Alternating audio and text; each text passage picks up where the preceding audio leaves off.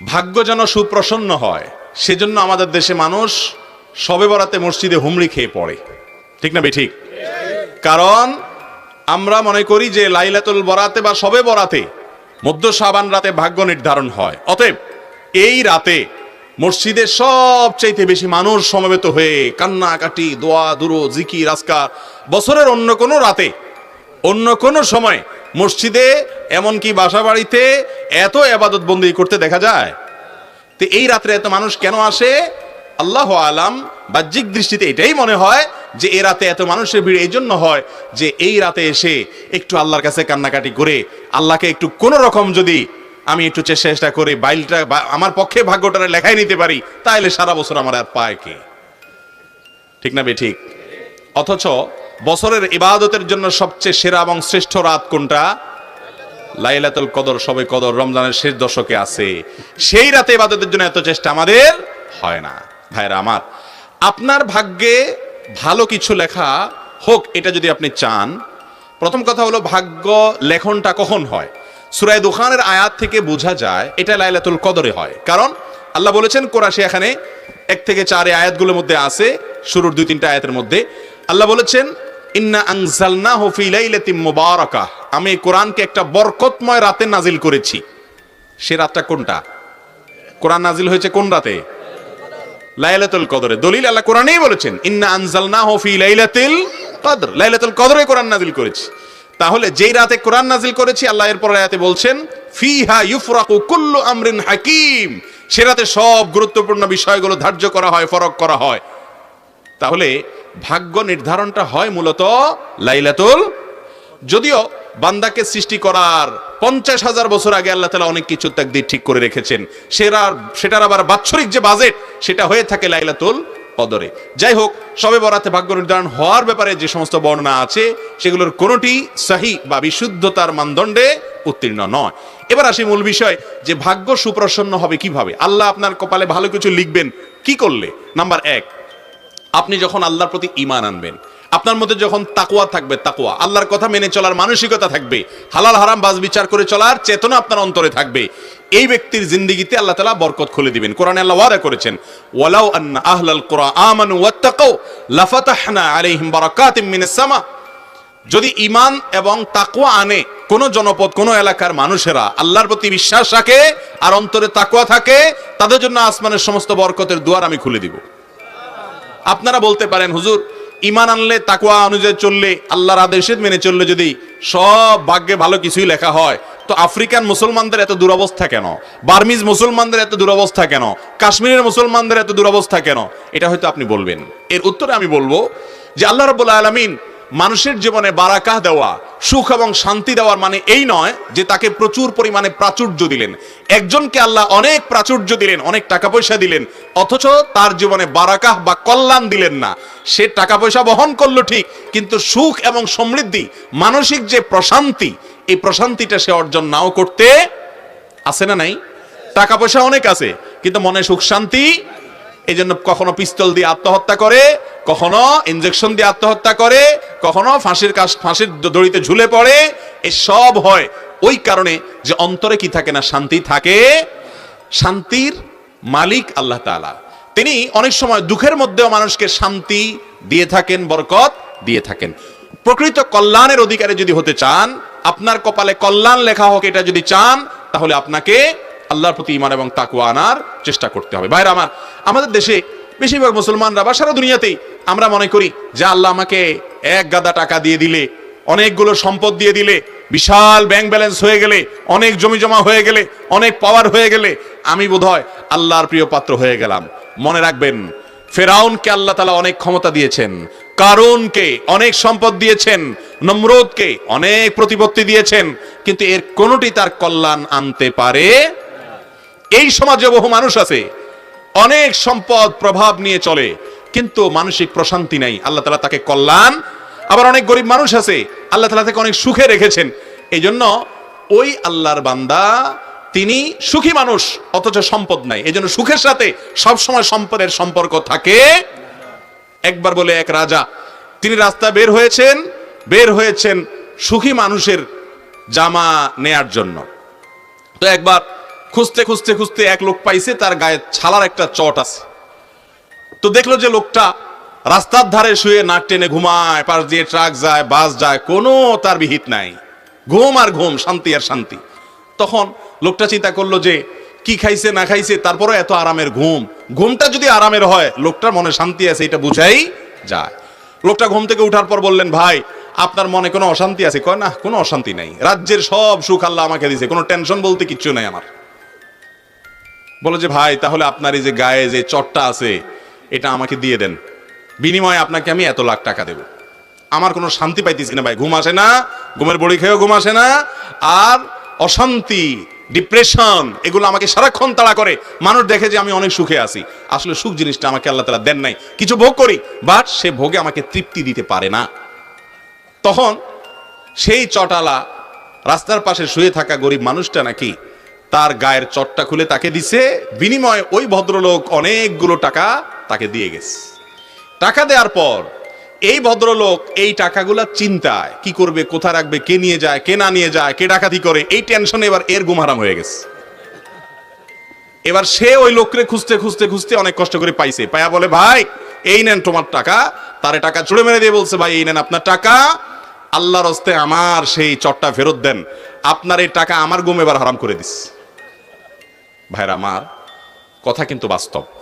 আল্লাহ তাআলা যাকে শান্তি দিবেন না, সম্পদের পাহাড় দিয়েও শান্তি দিবেন না। শান্তি কিন্তু আল্লাহর আনুগত্যে আছে। অতএব আপনার ভাগ্যে আপনি যদি কল্যাণ চান, টাকা চান না কল্যাণ চান? কল্যাণ চান। সুখ চান না পয়সা চান? যদি সুখ এবং কল্যাণ চান, প্রথম কাজ হলো ঈমান এবং তাকওয়া লালন করতে হবে। মুত্তাকিরা কষ্টের মধ্যেও হাসে, দুঃখের মধ্যেও হাসে। নমরুদ প্রাসাদের থেকেও শান্তি পায়নি, ইব্রাহিম আলাইহিস সালাম অগ্নিকুণ্ডে থেকেও শান্তি পেয়েছেন। অতএব আপনি যদি সুখ এবং শান্তি চান, আপনার ভাগ্যে কল্যাণটা লেখক আল্লাহ তাআলা, সুখটা লেখক আল্লাহ তাআলা, যদি চান আল্লাহর প্রিয় বান্দা হওয়ার চেষ্টা করেন। ভাইরা আমার, আমরা যারা এক রাতে ইবাদত বন্দি করে ভাগ্যটা নিজের পক্ষে লিখে ফেলতে চাই, তাদের এক্সাম্পলটা কি জানেন? তাদের এক্সাম্পল, তাদের উপমা হলো, একজনের চেয়ারম্যান সাহেবের ইলেকশনের আগে ধারে কাছেও ছিল না, কোনো কাজে তিনি ছিলেন না, এরকম একজন কর্মী আছে। সে ইলেকশনে চেয়ারম্যান সাহেব জিতার পরে এবার চেয়ারম্যান সাহেবের নারায় তাকবীর দিতে দিতে, স্লোগান দিতে দিতে আইসা ইউনিয়ন পরিষদে হাজির হয়ে গেছে। এখন সব কিছুতে সে সামনে সামনে থাকে। আরেকজন, সে সারা বছর পুরা নির্বাচনের মৌসুমে চেয়ারম্যান সাহেবের ইলেকশনের জন্য অনেক কাজ করছে, খাটাখাটনি করছে, অনেক পরিশ্রম করছে।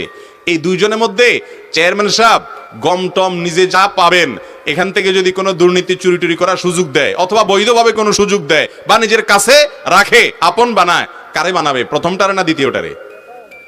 যে আমার ক্যাম্পাস করেছে, যে আমার সারা বছর কাজ করেছে তাকে, নাকি যে জিতার পরে আইসা একদিনের জন্য আইসা ভালো হওয়ার চেষ্টা করতেছে তাকে? সারা বছরের টাকা না? আপনি কিভাবে আশা করেন যে সারা বছর নামাজ কালাম পড়বেন না, আল্লাহর কোনো কথা মানবেন না, এক রাতে এসে মসজিদে কান্নাকাটি করে ভাগ্য সব ঠিক করে ফেলাবেন? কিভাবে আশা করেন আপনি? কথা ঠিক না ঠিক? অতএব ভাগ্য আমাদের জন্য যাতে সহায় হয়, আল্লাহ যেন আমাদের কপালে ভালো কিছু লেখেন, এটার জন্য এক রাত নয়, সারা বছর আল্লাহর আনুগত্য করার, আল্লাহর কথা মেনে চলার প্রতিজ্ঞা করতে হবে। নাম্বার 2, আত্মীয়তার বন্ধন রক্ষা করা। এটা ভাগ্য সুপ্রসন্ন হওয়া, কপালে ভালো কিছু লেখা হওয়ার অন্যতম একটা বড় কারণ। নবী করিম সাল্লাল্লাহু আলাইহি ওয়াসাল্লাম বলেছেন বুখারীর হাদিসে, মান সাররাহু আন ইউবসাতা লাহু ফি রিজকি আও ইউনসালাহু ফি আসারি ফালিয়াসিল রাহিমা।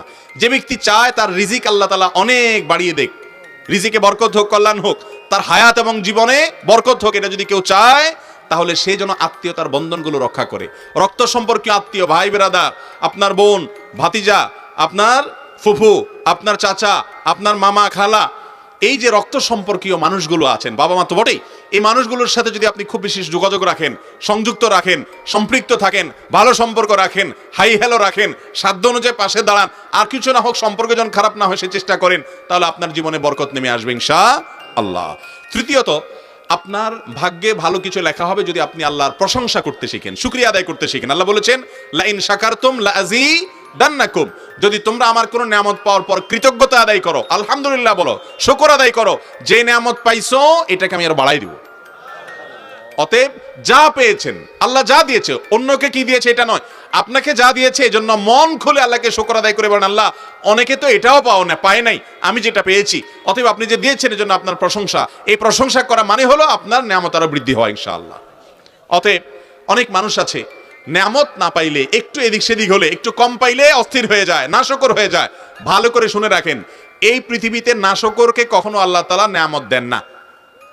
বহুত নাশকর আছে দেখবেন সারা জীবন হাউতাস করে, নাই নাই কিছু হলো না রে, গেল না রে, শেষ হলো রে, কপাল পড়ে, আমি শেষ হয়ে গেলাম, ধ্বংস হয়ে গেলাম, ভাগ্যরে গালিগালাজ করে, এগুলো সারা জীবন কপাল পড়াই থাকে। আর যারা যা পাইছে এটার উপর শুকর আদায় করে, আল্লাহ তাদের নেয়ামত বাড়িয়ে দেন। অতএব 3 নম্বর আমল হলো ভাগ্যে ভালো কিছু লেখার জন্য আল্লাহর প্রশংসা করা, যা পাইছে এটা শুকর আদায় করা। 4 নম্বর হলো সাদাকা করা, দান। দানে ধন বাড়ে। আপনারা দেখেছেন গ্রামে বিশেষ করে চাপকল আছে না, চাপকল যখন পানির লেয়ার নিচে নেমে যায়, আপনি জগে করে পানি নিয়ে আসেন, এই পানিটা আনার পর কি করেন আপনি? আপনি কি সেগুলা ঢেলে আরো চাপ দেন, নাকি বলেন না বাবা যেটুকু আছে এটুকু আমার কাছে থাকুক, যদি মোটেও পানি না ওঠে তাহলে কি হবে, তার সাথে যেটুকু আছে এটুকু আমি ধরে রাখি? এটা করে কেউ? বরং যেই জগ আছে ওই জগ দিয়া চাপ শুরু করে, এরপরে এমন পানি উঠে যে আর জগ বইরাও কুলান যায় না। ঠিক না ভাই? ঠিক ঠিক একইভাবে যারা অভাবে আছেন, আপনার সাধ্য অনুযায়ী কিছু কিছু দান করেন, গরিব মানুষকে, অভাবী মানুষকে কল্যাণের পথে একটু একটু দান করেন। আপনি 1000 টাকা আছে, 10 টাকা দান করেন।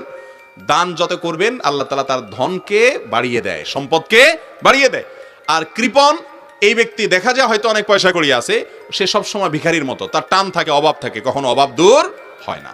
এই জন্য বরকত এবং আপনার জীবনে আপনার ভাগ্যে ভালো কিছু লেখা হবে তখন যখন আপনি দান দক্ষিণা করার মানসিকতা রাখবেন। এবং নাম্বার 5 এবং সর্বশেষ এই নাম্বারটি বলবো, সেটা হলো বেশি বেশি আল্লাহর কাছে ইস্তিগফার করা। এটা জীবনে বরকত নাজিল হওয়ার কারণ। কোরআনে কারীমে সূরা দাহরে আল্লাহ তাআলা বলেছেন, ফাকুল তাস্তাগফিরু রাব্বাকুম। নূহ আলাইহিস সালাম বলেছিলেন তার জাতিকে, তোমরা তোমাদের রবের কাছে ক্ষমা চাও, নিজের পাপের জন্য ইস্তিগফার করো, মাপ চাও। লাভ হবে কি? ইন্নাহু কানা গাফফারা। 1 নম্বর হলো ক্ষমা চাইলে মাপ পাবা, আল্লাহ ক্ষমাশীল। আর এরপরে কথা হলো যে ওয়ায়ুমদিদ লাকুম বিআমওয়ালিন ওয়া বানিন, সম্পদ, সন্তান, এই সবগুলো দিয়ে তোমাদেরকে আল্লাহ তাআলা সমৃদ্ধ করবেন, রিচ করবেন, এগুলো বাড়িয়ে দিবেন যদি তোমরা ইস্তিগফার করো। ইস্তিগফারের জীবনে সবচেয়ে বেশি বরকত আসে। সব সময় নিজের ভুল স্বীকার করে আল্লাহর কাছে ক্ষমা চাইবেন, আল্লাহ আমারই ত্রুটি, আমারই ভুল, কত ত্রুটি আছে আমি জানি না, হয়তো নিজের ভুলে কথা স্বীকার করবেন, আল্লাহ আপনি মাফ করে দেন, আস্তাগফিরুল্লাহ ওয়া আতুবু ইলাইহি, আস্তাগফিরুল্লাহ ওয়া আতুবু ইলাইহি। যত ইস্তিগফার করবেন জীবনে তত ভালো কিছু আপনার ভাগ্যে লেখা হবে, জীবনে বরকত আসবে ইনশাআল্লাহ। সেই সাথে আল্লাহর উপরে তাওয়াক্কুল করবেন, এই কাজগুলোর মাধ্যমে ভাগ্যে ইনশাআল্লাহ ভালো কিছু লেখা হবে। এর বিপরীতে আল্লাহর অবাধ্য হলে, আল্লাহর নাফরমান হলে তার কপাল পোড়া হয়, তার ভাগ্য খারাপ হয়। এর পাশাপাশি যে ব্যক্তি নেয়ামতের নাশকরি করে, আল্লাহর নেয়ামতের শুকর আদায় করে না, এরও কপালে ভালো কিছু লেখা হয় না। অতএব আপনি যদি চান আপনার ভাগ্যে ভালো কিছু লেখা হোক, তাহলে এই কাজগুলো করবেন। আর ভাগ্য খারাপ হয় এরকম কাজগুলো বেশি আল্লাহর নাফরমানি এবং গুনাহের কাছ থেকে বেঁচে থাকতে হবে। আল্লাহ তাআলা আমাদের সবাইকে দুনিয়াতে সৌভাগ্যবান করুন, আখিরাতেও সৌভাগ্যবান করুন।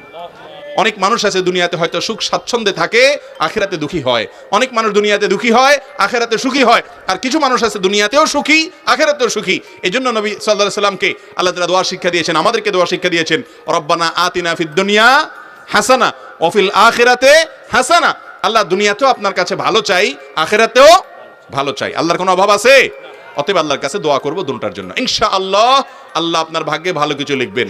যদি আপনার ভাগ্যে ভালো কিছু দেখতে না পান, ধৈর্য ধারণ করবেন, অস্থির হবেন না, কারণ আল্লাহ তাআলা অনেক সময় পরীক্ষা করেন, এরপরে দেন। আল্লাহ তাআলা আমাদের সবাইকে মেনে চলার তৌফিক দান করুন।